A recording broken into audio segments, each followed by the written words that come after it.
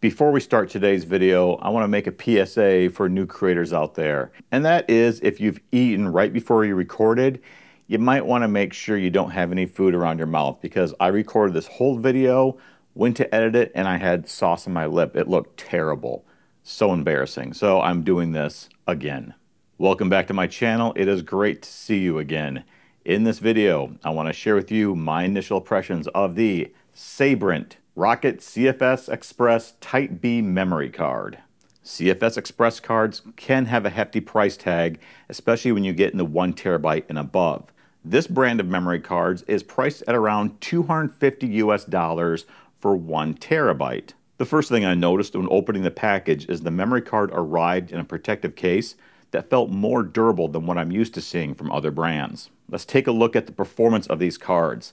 Now, Sabrent boasts of read speeds up to 1700 megabytes a second and write speeds up to 1500 megabytes a second. So I thought I would stress test these numbers a little bit by seeing how long this card could continuously write 4K 120p footage on my GH6. And you know what? It managed to record continuously for 3 hours and 20 minutes before the NPF batteries died. Of course, the camera was understandably pretty warm after that, nearly 3.5 hours of high frame rate 4K footage. And my office, I'm in a heat wave right now, so it's over 85 degrees Fahrenheit in here. So all things considered, I think everything did pretty well. So what about long-term reliability? Well, that's a great question. And since I just got the cards, I can't answer it. So maybe in 6 months or a year, I can circle back around and give an update. Or maybe in less time than that if the cards don't last.